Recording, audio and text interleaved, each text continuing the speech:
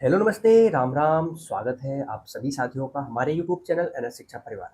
कैसे हो साथियों? उम्मीद है आशा है बेहतरीन होंगी। यूपी टेट एग्जाम्स के लिए हिंदी का आज मॉडल पेपर नंबर हमारा तीसरा है। हमने 2 मॉडल पेपर ऑलरेडी कर लिया है। अगर आपने उन क्लासों को नहीं देखा है तो जाके आप क्लास को ज़रूर देखें, और अगर चैनल पे नया है तो चैनल को सब्सक्राइब करके वीडियो लाइक शेयर जरूर करेंगे। बिना देरी करते हुए हम क्लास को शुरू करते हैं। पहला क्वेश्चन आपके स्क्रीन पे है, बताएंगे क्या होगा इसका राइट आंसर। पहला क्वेश्चन है, उन्मूलन शब्द का सही विलोम शब्द क्या होगा? अवमूल्यन होगा, विश्लेषण होगा, रोपण होगा या संश्लेषण होगा? साथ ही आपको विलोम और पर्यायवाची तद्भव तत्सम शब्द को विशेष करके पढ़ के जाना है। इससे रिलेटेड आपके एग्जाम्स में एक दो क्वेश्चंस जरूर देखने को मिलेंगे। विलोम को क्या कहते हैं? विपरीतार्थक कहते हैं, जो विपरीत अर्थ दे। उन्मूलन यानी एक प्रकार से किसी चीज को जड़ से उखाड़ना होता है, और इसका हो जाएगा विलोम रोपण। रोपण यानी एक प्रकार से कोई चीज जब आप स्थापित करते हैं, लगाते हैं, तो उसको कहते हैं। अवमूल्यन का हो जाएगा अधिमूल्यन। अवमूल्यन यानी जब आप किसी मूल्य को कम करते हैं, किसी मूल्य यानी कोई मूल्य है उसको आप कम करते हैं, दाम कम करते हैं, तो इसका हो जाएगा अधिमूल्यन। क्या हो जाएगा? अधिमूल्यन। संश्लेषण संश्लेषण और विश्लेषण एक दूसरे के क्या है? अपोजिट है, विपरीतार्थक है। ये भी आपको ध्यान में रखना है। तो विशेष करके आपको विलोम और पर्यायवाची पढ़ के ही जाना है। अगला क्वेश्चन है, मृगावती किसकी प्रसिद्ध रचना है? क्या उस्मान की है, या कुतुबन की है, या मंजन की है, या जायसी की है? मलिक मोहम्मद जायसी। साथ ही मलिक मोहम्मद जायसी की जो प्रसिद्ध रचना है, जिसमें नाम आता है पद्मावत का। पद्मावत, पद्मावत, अखरावट, अखरावट, आखिरी कलाम, आखिरी कलाम, और चित्ररेखा, चित्ररेखा। ये इनकी कुछ क्या है? प्रसिद्ध रचनाएं हैं। ये इनकी क्या है? प्रसिद्ध रचनाएं हैं। जायसी की अगर आपसे पूछी जाए कि अमृत कृति कौन माना जाता है, तो पद्मावत को इनकी अमृत कृति मानी जाती है। मंजन की रचना है जिसका नाम है मधुमालती। मंजन की रचना का क्या नाम है? मधुमालती, मधुमालती। मृगावती पूछा जाए तो मृगावती साथी किसकी रचना है? कुतुबन की रचना है। ऑप्शन नंबर बी वाला इसका राइट आंसर हो जाएगा। उस्मान की रचना का क्या नाम है? चित्रावली, चित्रावली। ये किसकी रचना है? चित्रावली, तो उस्मान की रचना है। मंजन की प्रसिद्ध रचना मधुमालती, और जायसी जी की रचनाओं की बात हमने कर ली है ऑलरेडी।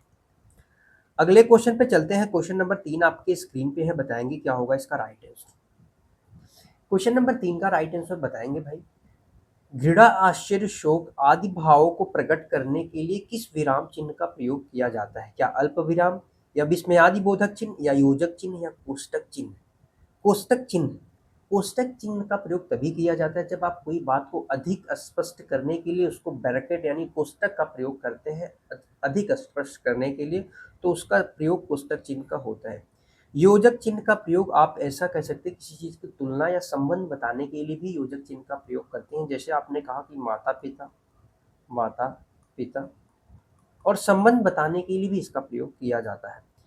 घृणा और आश्चर्य और शोक आदि भाव को प्रकट करने के लिए विस्मयादि बोधक का चिन्ह प्रयोग में लाया जाता है। जैसे अरे, हाय, अरे, हाय। ये सब क्या है साथी? विस्मयादि बोधक चिन्ह का प्रयोग इस प्रकार से कुछ होता है। अल्प विराम का प्रयोग जब जब क्या हो साथी? अल्प समय यानी ठहराव थोड़ा कम समय के लिए हो, तो उस केस में क्या करते हैं कि अल्प विराम का प्रयोग किया जाता है। चलते हैं अगले क्वेश्चन की तरफ। हम फटाफट से बताएंगे क्या होगा इसका राइट आंसर। वह कुल्हाड़ी से वृक्ष काटता है, इस वाक्य में से किस कारक विभक्ति का है? तो विभक्ति से एक क्वेश्चन आपके एग्जाम में पक्के कर लेंगे हम इस क्वेश्चन से। साथ ही विभक्ति यानी कारक चिन्ह। कारक कितने होते हैं? तो कारक कुल 8 प्रकार के होते हैं। जो कारक चिन्ह होते हैं उनको हम क्या कहते हैं? तो कारक चिन्हों को हम परसर्ग कहते हैं। क्या कहते हैं? परसर्ग कहते हैं। ये भी आपको ध्यान में रखना है। अपादान कारक का चिन्ह क्या होता है? शे होता है, जो किसको दर्शाता है? भय, डर। भय को दर्शाता है, डर को दर्शाता है, तुलना को दर्शाता है, अलगाव को दर्शाता है। जैसे मोहन पेड़ से गिरा, पेड़ से गिरने की बात हो रही है यानी अलग होने की बात होगी, तो वहां पे अपादान कारक हो जाएगा। संप्रदान कारक का चिन्ह होता है साथी को का अर्थ के लिए होता है।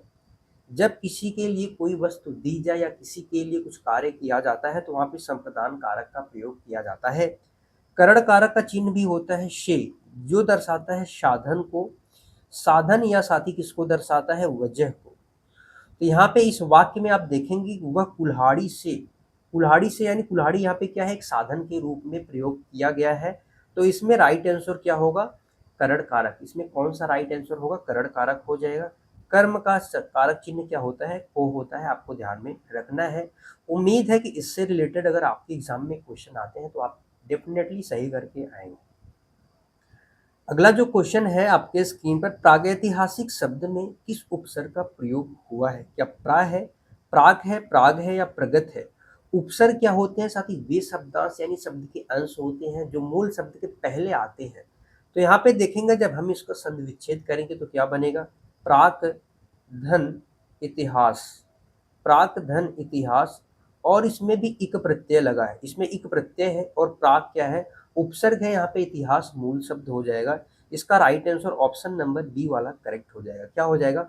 ऑप्शन नंबर बी वाला यहाँ पे राइट आंसर हो जाएगा। प्राक यहाँ पे उपसर्ग है। अगर आपसे प्रत्यय पूछा जाता तो आप बता देते आसानी से, प्रत्यय जो मूल शब्द के बाद में लगते हैं।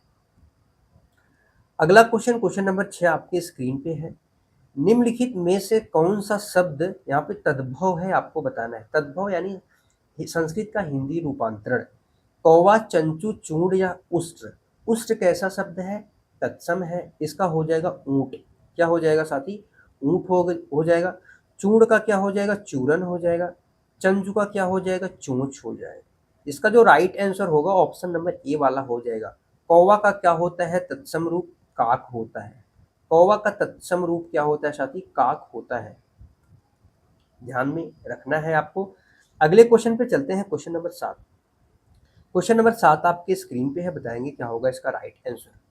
क्वेश्चन नंबर 7 है, बहिष्कार का सही संधि विच्छेद क्या होगा? बहिष्कार साथी, इसमें व्यंजन कौन सी संधि है? इसमें तो विसर्ग संधि है। कौन सी संधि? विसर्ग संधि। विसर्ग संधि का आपको पढ़ना है श वाला रूल। श वाला रूल इसमें लागू होगा। विसर्ग के स्थान पे श का परिवर्तन होता है। इसका राइट आंसर होगा ऑप्शन नंबर ए, बहिधन कार। बहिधन कार, विसर्ग के बाद के आया तो श में परिवर्तित हो जाएगा। ये नियम आपको पढ़ना है। तो इसका राइट आंसर क्या हो जाएगा? ऑप्शन नंबर ए। अगला क्वेश्चन, क्वेश्चन नंबर 8 आपके स्क्रीन पर है। टेढ़ी खीर होना मुहावरे का सही अर्थ क्या होगा? या इसका होगा खीर खराब हो जाना। क्या टेढ़ी खीर का होने का मतलब होगा खीर खराब हो जाना? बिल्कुल नहीं। कार्य का बहुत कठिन होना, कार्य का बहुत कठिन हुआ यानी टेढ़ी खीर होना। ऑप्शन नंबर बी वाला यार राइट आंसर हो जाएगा। आसानी से काम बन जाना, टेढ़े मेढ़े रास्ते होना साथी, ये राइट आंसर नहीं हो सकता। इसका केवल एक ही राइट आंसर है, ऑप्शन नंबर बी। निम्न में से आपको बताना है कि मूर्धन्य व्यंजन कौन सा है? मूर्धन्य व्यंजन जिसका उच्चारण मूर्धा से किया जाता है। तो क्या च वर्ग है या त है, प वर्ग है या ट वर्ग है? बताएंगे क्या होगा इसका राइट आंसर। च वर्ग की बात की जाए तो इसका उच्चारण स्थान कहाँ से होता है? तालु से होता है, जिसे तालव्य कहते हैं। च, छ, ज, झ, अ। इसके अलावा साथी छोटी ई, बड़ी ई, य और श, इन सभी का उच्चारण स्थान कहाँ से होता है? तो तालु से होता है। त वर्ग का उच्चारण स्थान कहाँ से होता है? तो दंत से होता है। इसके अलावा ल, श, नवीन विकसित ध्वनि जिसका नाम है च, ज, इसका भी उच्चारण स्थान कहाँ से होता है? दंत से होता है। त वर्ग के सभी व्यंजन त, थ, द, ध, न। प वर्ग के सभी व्यंजन का उच्चारण स्थान कहाँ से होता है? तो ओष्ठ से होता है। ओष्ठ से होता है। और प, फ, ब, भ, म, इसके अलावा छोटा ऊ और बड़ा ऊ का भी उच्चारण स्थान कहाँ से होता है साथी? ओष्ठ के द्वारा किया जाता है। इसका राइट आंसर हो जाएगा ऑप्शन नंबर डी, ट वर्ग के सभी व्यंजन। इसके अलावा साथी री से ऋषि, र और श, री से ऋषि, र और श, और उच्छित व्यंजन का अढ, ड और अढ, इसका भी उच्चारण स्थान मूर्धन्य से किया जाता है। तो इसका राइट आंसर क्या हो जाएगा? ऑप्शन नंबर डी वाला 100% करेक्ट हो जाएगा। अगले क्वेश्चन पे चलते हैं, क्वेश्चन नंबर 10 आपके स्क्रीन पे है। चिड़िया आकाश में उड़ रही है, इस वाक्य में उड़ रही है किस प्रकार का क्रिया है? क्या शकर्मक है या अकर्मक है, प्रेरणार्थक क्रिया है या संयुक्त क्रिया है? कौन सी क्रिया है? जब दो क्रिया मिलके एक पूर्ण क्रिया का निर्माण करे तो वहां पे संयुक्त क्रिया होती है। जैसे एक एग्जाम्पल आप यहाँ पे समझेंगे कि वह घर पहुंच गया, वह घर पहुंच गया। तो यहाँ पे साथ ही दो क्रिया का इस्तेमाल हुआ है, लेकिन एक क्रिया पूर्ण रूप से बन रही है। जैसे वह घर, पहुंचना और जाना, पहुंचना और जाना ये क्या है, दो क्रियाएं हैं। तो यहाँ पे क्या हो जाएगा, संयुक्त क्रिया हो जाएगा। प्रेरणार्थक क्रिया क्या होती है, काम स्वयं न करके दूसरों के माध्यम से काम करवाया जाता है। जैसे उड़ाना, उड़वाना, ये क्या हो जाएंगी, प्रेरणार्थक क्रिया हो जाएगी। अकर्मक क्रिया क्या होती है, जो कर्म के बिना, कर्म के बिना होती है। यहाँ पे उड़ना, क्या उड़ना, कुछ जवाब नहीं मिलेगा, इसलिए इसका राइट आंसर हो जाएगा ऑप्शन नंबर बी। सकर्मक क्रिया क्या होती है, इसमें कर्म की आवश्यकता होती है। जैसे मोहन खाना खाता है, जैसे हमने कहा कि मोहन खाता है, तो आपने पूछा कि क्या खाता है, तो क्या खाने के रूप में आपको जवाब मिलेगा, खाना खाता है, रोटी खाता है, चावल खाता है। तो क्या खाता है, आपको जवाब डेफिनेटली मिलेगा। अकर्मक में यही जवाब नहीं मिलता। जैसे दौड़ना हो गया, नहाना हो गया और ये उड़ना हो गया, ये सब कैसी क्रियाएं हैं, अकर्मक क्रियाएं हैं। अगला क्वेश्चन आपके स्क्रीन पर है, काशी नागरिक प्रचारणी सभा की स्थापना किस वर्ष की गई थी? क्या 1893 या 1900, 1903 या 1905? काशी नागरिक प्रचारणी सभा की स्थापना साथी कब की जाती है? तो 1893 में, वो भी 16 जुलाई, 16 जुलाई को 1893 में की जाती है। इसका उद्देश्य था कि देवनागरी जो लिपि है, हिंदी भाषा की जो देवनागरी लिपि है, उसका प्रचार प्रसार करना। और किसने स्थापना करी थी? तो तीन बंधु ने मिलकर इसकी स्थापना की थी। कौन कौन से थे साथी? तो बाबू श्याम सुंदर दास, बाबू श्याम सुंदर दास एक व्यक्ति थे। इसके अलावा कौन थे साथी? तो पंडित राम नारायण मिश्र, पंडित राम नारायण मिश्र थे। और इसके अलावा जो तीसरे व्यक्ति थे, ठाकुर शिव कुमार सिंह, ठाकुर शिव कुमार सिंह के द्वारा नागरी प्रचारणी सभा की स्थापना की गई थी। वर्ष 1900 में सरस्वती पत्रिका का, सरस्वती जो पत्रिका है, इसकी स्थापना ये कब प्रकाशित हुई थी? सबसे पहले तो 1900 में, लेकिन 1903 से इसके जो संपादक रहे महावीर प्रसाद द्विवेदी, महावीर प्रसाद द्विवेदी ने कार्यभार संभाला। द्विवेदी ने सरस्वती पत्रिका का कार्यभार संभाला। 1920 तक इस पत्रिका का संपादन किया था, ये भी आपको ध्यान रखना है। सरस्वती पत्रिका का आपसे पूछा जाए कि यशस्वी जो संपादक थे कौन थे, तो महावीर प्रसाद द्विवेदी थी, जो जिन्होंने 1903 से लेकर 1920 तक इस पत्रिका को क्या किया था, प्रकाशित किया था। अगला क्वेश्चन आपके स्क्रीन पर है, शुद्ध शब्द का स्त्रीवाचक यानी स्त्रीलिंग बनाने के लिए किस प्रत्यय का प्रयोग किया जाएगा? प्रत्यय यानी मूल शब्द के बाद में प्रयुक्त होते हैं। तो क्या यहाँ पे ई लगा सकते हैं, या इक लगा सकते हैं, आ लगा सकते हैं, या ई लगा सकते हैं? सुत किसे कहते हैं साथी? पुत्र को कहते हैं। तो पुत्र से पुत्री बनाना है, सुत से आपको क्या बनाना है, सुता बनाना है। तो सुत में आप कौन सा प्रत्यय लगाएंगे? आ प्रत्यय लगाएंगे। तय का अ मिल से इसका आ मिलेगा तो क्या बनेगा? आ बन जाएगा। तो क्या शब्द बनेगा? सुता बन जाएगा। क्या बन जाएगा? सुता। तो यहाँ पे आ वाला राइट आंसर हो जाएगा option number C, option number C right हो जाएगा। अगला क्वेश्चन, क्वेश्चन नंबर 13 है, वयस्क, वयस्क का सही विलोम शब्द क्या होगा? क्या वृद्ध होगा, नाबालिग होगा, अल्पायु होगा, अवयस्क होगा? वयस्क का विलोम शब्द क्या होगा? वृद्ध का क्या साथी हो जाएगा? युवा हो जाएगा। वृद्ध यानी जो बूढ़ा व्यक्ति होता है, युवा यानी एक प्रकार से जवान, या इसे बालक भी हम कह सकते हैं, बालक। अल्प आयु का क्या हो जाएगा? जिसकी कम आयु हो, दीर्घायु हो जाएगा। क्या हो जाएगा? दीर्घायु हो जाएगा विलोम।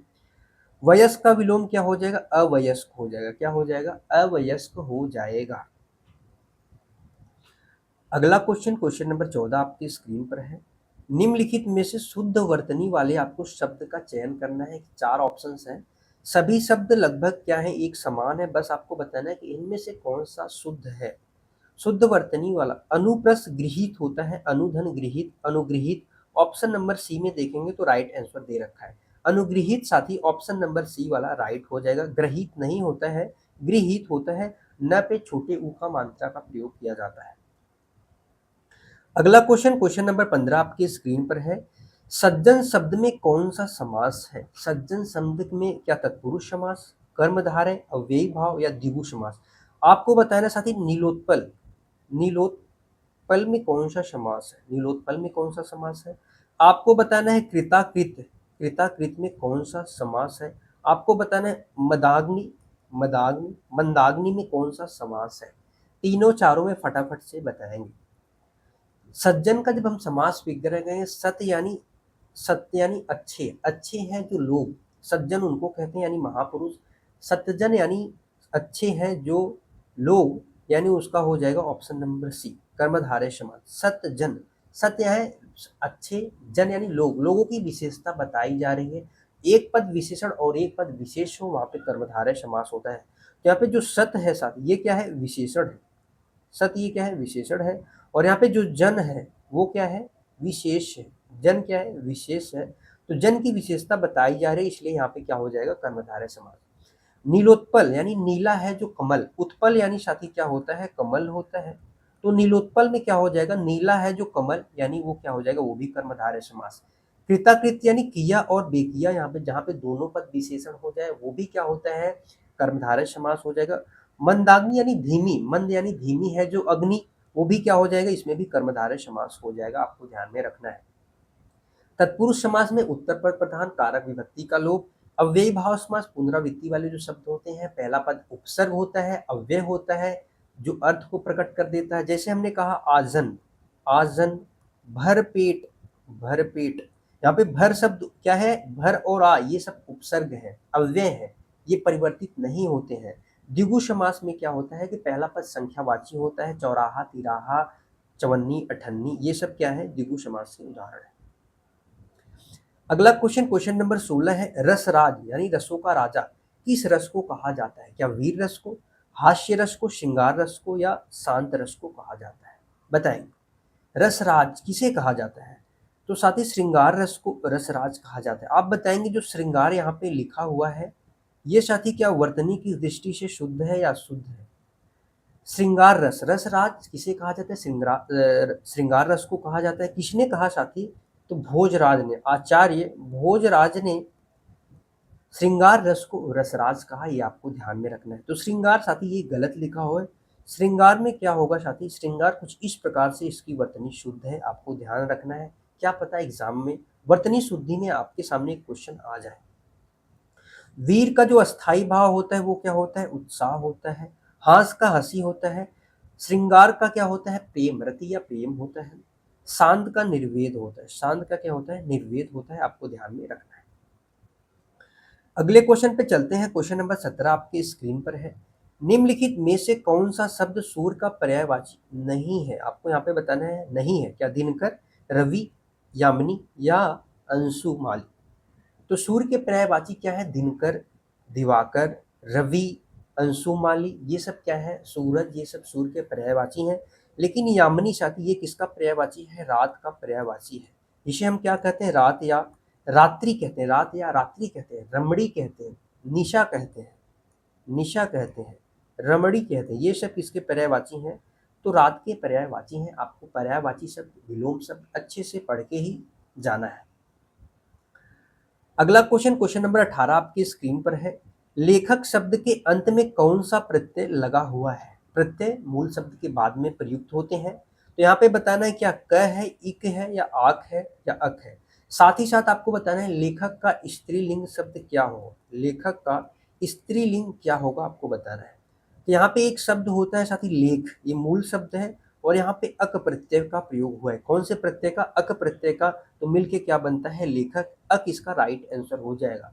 लेखक का स्त्रीलिंग क्या हो जाएगा, लेखिका हो जाएगा, इक प्रत्यय जुड़ने से लेखिका, लेखिका इसका राइट आंसर हो जाएगा। अगला क्वेश्चन, क्वेश्चन नंबर 19 आपके स्क्रीन पर है, बताएंगे बुद्ध चरित महाकाव्य के रचयिता कौन है। साथी ये संस्कृत का एक बढ़िया महाकाव्य है, प्रसिद्ध महाकाव्य है। क्या इसके कबीर दास है, अश्वघोष है, या तुलसीदास है, या महावीर प्रसाद द्विवेदी जी है। बताएंगे क्या होगा इसका राइट आंसर। तो बुद्ध चरित यह अश्वघोष की प्रसिद्ध रचना है, प्रसिद्ध महाकाव्य है। इसका राइट आंसर क्या हो जाएगा, ऑप्शन नंबर बी हो जाएगा। कबीर दास जी बीजक के लिए जाने जाते हैं। साखी शबद रमैनी कौन सी रचना है, साखी शबद रमैनी। इनके एक शिष्य का नाम है धर्मदास, धर्मदास। इनकी वाणी का संग्रह 1464 ईस्वी के आसपास साकी सबदरमैनी बीजक नाम से इनकी वाणी का संग्रह करता है। तुलसीदास जी की जो प्रसिद्ध रचनाएं हैं, जो प्रसिद्ध महाकाव्य है, जैसे रामचरितमानस, जानकी मंगल, पार्वती मंगल, बरवय रामायण, हनुमान बाहु, ये सब क्या है, राम तुलसीदास जी की प्रसिद्ध रचनाएं हैं, आपको याद रखना है। जो द्विवेदी युग का नामकरण किसके नाम पे पड़ा है, तो महावीर प्रसाद द्विवेदी जी के नाम पे ही द्विवेदी जी का नामकरण, द्विवेदी युग का नामकरण हुआ है। और सरस्वती पत्रिका के क्या थे साथी, यशस्वी संपादक थे, 1903 से उसका संपादन किया हुआ। अब आगे हमारे सामने है गद्यांश। इससे पढ़ के हमें 20 से लेके 24 तक के क्वेश्चंस के आंसर देने हैं, तो हम फटाफट से पढ़ लेते हैं। फटाफट से हम क्या करते हैं, पढ़ लेते हैं। सच्चा उत्साह वही है, सच्चा उत्साह क्या है, वही है जो मनुष्य को कार्य करने के लिए प्रेरित करता है। उपदेश देने या केवल बातें करने से कोई व्यक्ति उत्साही नहीं कहलाता। जब तक हमारे भीतर किसी काम को करने का दृढ़ संकल्प और आनंद की भावना नहीं होगी, तब तक क्या उत्साह टिक नहीं सकता है। अक्सर लोग किसी के बहकावे में आकर, छड़ी का आवेश में आकर काम तो शुरू कर देते हैं, लेकिन कठिनाई आते ही पीछे हट जाते हैं। सच्ची उत्साही क्या है, वही है जो बाधाओं से डरे बिना अपने लक्ष्य में निरंतर बढ़ते रहे। कर्म पथ पर आने वाला संकट मनुष्य को धैर्य और उत्साह की असली परीक्षा लेते हैं। ये पद्यांश था। इससे रिलेटेड हमारे सामने कुछ क्वेश्चंस हैं, जिनकी हम फटाफट से आंसर जानें। यहाँ पे दिया है, सच्चा उत्साह मनुष्य को किसके लिए प्रेरित करता है, तो सच्चा उत्साह मनुष्य को कार्य और कर्म करने के लिए प्रेरित करता है। ऑप्शन नंबर सी वाला करेक्ट हो जाएगा। ऑप्शन नंबर सी वाला करेक्ट हो जाएगा। यहाँ पे आप देखेंगे कि सच्चा उत्साह मनुष्य को कार्य करने के लिए क्या करता है, प्रेरित करता है। मनुष्य को कार्य करने के लिए प्रेरित करता है। अगला क्वेश्चन नंबर 21 आपके स्क्रीन पे है। किसी कार्य में उत्साह टिकने के लिए क्या आवश्यक है? किसी कार्य में उत्साह टिकने के लिए क्या धन और संपत्ति की तो वहां पे बात ही नहीं, दूसरों का डर, केवल भाग, ये भी नहीं। इसका राइट आंसर हो जाए दृढ़ संकल्प और आनंद की भावना। दृढ़ संकल्प और आनंद की भावना बहुत आवश्यक है किसी कार्य को करने के लिए। यहाँ पे देखा है कि हमारे भीतर किसी कर्म को करने के लिए दृढ़ संकल्प और आनंद की भावना नहीं होगी, तो हम क्या करेंगे, उस कार्य को नहीं कर पाएंगे। तो ये हमारे लिए क्या है, बहुत ही जरूरी है। अगला क्वेश्चन नंबर 22 आपकी स्क्रीन पे है कि मनुष्य के धैर्य और उत्साह की असली परीक्षा कब होती है? जब वह कर्म पथ पर संकट और कठिनाइयां आती, जब उसके कर्म पथ पर क्या होती हैं, कठिनाइयां आती हैं। हम लास्ट वाली लाइन देखेंगे, तो यहाँ पे लास्ट वाली लाइन में साथी दे रखा है, लास्ट वाली लाइन देखे हैं, कर्म पथ पर आने वाले संकट ही मनुष्य को धैर्य और उत्साह की असली परीक्षा लेते हैं। तो इसका राइट आंसर क्या हो जाएगा, जो हमने बताया, राइट आंसर हो जाएगा धैर्य और उत्साह की असली परीक्षा उसके कर्म पथ पर जब संकट आता है, कठिनाई आती है, उसके दौरान ही उसमें मिलता है। अगला क्वेश्चन नंबर 23 आपके स्क्रीन पर है। गद्यांश में प्रयुक्त जो संकल्प है, इसका सही संधि विच्छेद क्या होगा, और इसमें कौन सी संधि है, ये भी आपको बताना है। इसमें कौन सी संधि है, तो साथ ही इसमें अनुस्वार का रूल है, कौन सा है, नियम है अनुस्वार का नियम है। और अनुस्वार का नियम किसमें होता है, आपको अगर पता होगा तो ये व्यंजन संधि में होता है। किसमें संधि होता है, व्यंजन संधि में। तो यहाँ पे म का परिवर्तन अनुस्वार में होता है, सम धन कल्प, इसका राइट आंसर हो जाएगा म का अनुस्वार में परिवर्तन। अगला क्वेश्चन नंबर 24, क्षणिक शब्द का सही विलोम शब्द क्या होगा? क्षणिक क्या शाश्वत होगा, अल्प होगा, दीर्घ होगा या क्षण भर होगा? क्षणिक यानी कुछ समय तक जो चीज रहे, कुछ समय तक, जैसे क्षण भर होता है, वो भी कुछ, इसका क्या है, एक प्रकार से समानार्थी है। क्षणिक यानी क्षण भर, कुछ समय के लिए। तो इसका हो जाएगा शाश्वत। क्या हो जाएगा, शाश्वत, जो निरंतर रहे कोई चीज हमेशा, उसको कहते हैं शाश्वत। अल्प का क्या होता है साथी, अल्प का हो जाएगा एक प्रकार से बहुत, बहु, बहु या अति कह सकते हैं। दीर्घ का हम लघु कह सकते हैं, दीर्घ का लघु या ह्रस्व, दीर्घ का ह्रस्व या लघु कह सकते हैं। ठीक है। अगला क्वेश्चन, यहाँ से कुछ पेडागोजी के क्वेश्चंस हैं, हिंदी भाषा से रिलेटेड है, तो यहाँ पे हम समझेंगे क्या है इसका राइट आंसर। बच्चों की भाषाई, 25 नंबर का क्वेश्चन है कि बच्चों की जो भाषाई क्षमता होती है, इसके विकास में परस्पर बातचीत, पीयर इंटरेक्शन का क्या महत्व है, परस्पर बातचीत क्या कहता है साथी? यह कक्षा में केवल अनुशासनहीनता बढ़ाती है, केवल, गलत हो गया, नेगेटिव पॉइंट आ गया।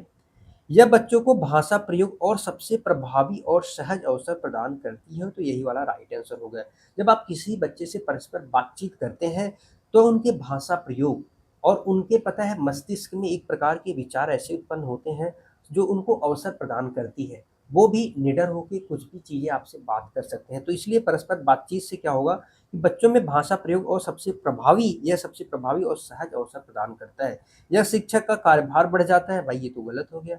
भाषा सीखने के से कोई संबंधित नहीं, ये भी गलत हो गया। इसका right answer option number B वाला हो जाएगा। अगला क्वेश्चन है कि जो भाषा शिक्षण की आगमन विधि है इसकी क्या विशेषता है। आगमन विधि में साथी क्या किया जाता है, पहले उदाहरण दिया जाता है, उसके बाद किसी चीज को समझाया जाता है। इससे क्या होता है, जब शिक्षक आगमन विधि का प्रयोग करता है जिसमें सबसे पहले उदाहरण से सभी चीजों को समझाता है, उसके बाद क्या करता है कि फिर नियम निकलवाए जाते हैं। इसका राइट आंसर हो जाएगा ऑप्शन नंबर बी। पहले नियम और बताया जाता है फिर उदाहरण बताया जाता है, तो ये साथी निगमन विधि का है। किसका है, निगमन विधि का। निगमन विधि, पहले नियम आता है फिर उदाहरण आता है, तो इसका right answer option number B. अगला क्वेश्चन, क्वेश्चन नंबर 27, भाषा विकास का मुख्य आधार क्या है। भाषा विकास का मुख्य आधार केवल सुंदर लिखावट है, गलत हो गया। भाषा विकास केवल प्रश्नों के उत्तर याद करना, कड़े व्याकरण नियम को का ज्ञान होना, बिल्कुल नहीं है। तो भाषा विकास का मुख्य आधार क्या होना चाहिए, भाषा को आप पहले सुने, बोले और पढ़ें और लिखने के विविध एवं समृद्ध अवसर मिलना, यही भाषा विकास का मुख्य आधार है कि आप सुन भी सकें, पढ़ भी सकें, बोल भी सकें, समृद्ध रूप से उसमें सब चीज नियोजित हो, वही क्या होता है, भाषा विकास का मुख्य आधार होता है। अगला क्वेश्चन, क्वेश्चन नंबर 28, यदि आपकी कक्षा में कुछ बच्चे मातृभाषा के शब्दों का प्रयोग करते हैं तो एक शिक्षक के रूप में आप क्या करेंगे। उन्हें डांट कर, जहाँ पे डांटने वाली बात आ जाए ये तो नेगेटिव चीज होता है। कक्षा में मातृभाषा प्रतिबंधित लगा देंगे, ये तो गलत हो गया। उनकी मातृभाषा के शब्दों को स्वीकार करते हुए उन्हें धीरे धीरे मानक शब्द सिखाए, ये वाला बिल्कुल सही है। क्योंकि मातृभाषा जब उनको मातृभाषा में आती है तो उसी हिसाब से उनको समझाएं और धीरे धीरे क्या करें, मानक शब्द सिखाएं। जो भी विषय, जिस भी विषय को आप क्या कर रहे हैं, छात्र के सामने प्रस्तुत कर रहे हैं, जिस विषय का आप पाठ है पढ़वा रहे हैं, पढ़ा रहे हैं, उनके माता पिता से शिकायत करिए, ये गलत हो जाएगा। उनकी बात पर कोई ध्यान नहीं, ये भी गलत हो जाएगा। तो इसका right answer option number B वाला हो जाएगा।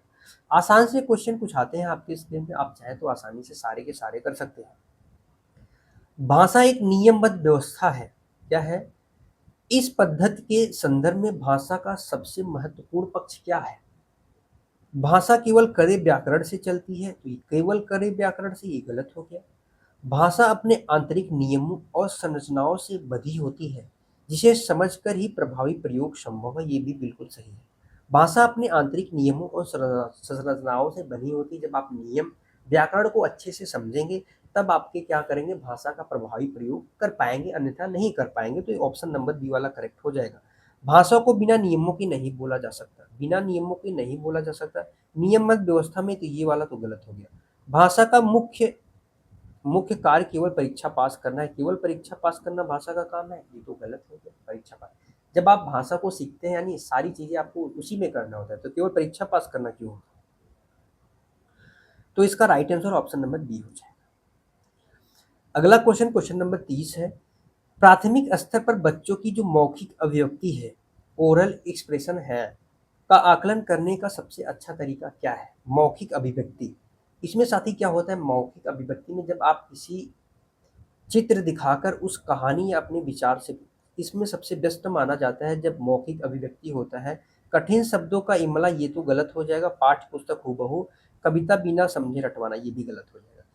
जब विविध विविध बच्चों की कल्पना शक्ति का विकास होता है तो मौखिक अभिव्यक्ति यानी जब चित्र दिखाते हैं तो उनकी जो सोचने की क्षमता होती है, उनकी जो कल्पना शक्ति होती है, उनके जो रूप होते हैं, स्वाभाविक रूप होते हैं, साथ ही उनके विचार में जो मौखिक अभिव्यक्ति यानी उनके विचार व्यक्त करने का जो कौशल होता है, उसको सबसे बेहतरीन आकलन चित्र दिखाकर और कहानी चित्र दिखाकर उस पर कहानी या अपने विचार पूछना, ये सबसे बेस्ट तरीका होता है मौखिक अभिव्यक्ति की।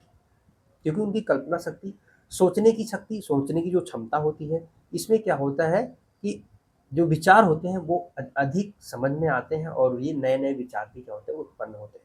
इसका राइट आंसर ऑप्शन नंबर ए वाला करेक्ट हो जाएगा। ठीक है साथियों? ये था आज का हमारा कुछ मॉडल पेपर। ये हमारा टेलीग्राम चैनल है, ज्वाइन करें। चैनल को सब्सक्राइब, लाइक, कमेंट, शेयर ज़रूर करें। बताएँगे 30 में से आपके कितने स्कोर हैं और एक छोटा-सा कमेंट ज़रूर करेंगे कि क्लास कैसी लगी। फिर मिलेंगे अगली क्लास में, तब तक के लिए bye-bye. Thank you so much. खुश रहिए, मस्त रहिए, पढ़ते रहिए। जय हिंद प्यारे भाई-बंधु।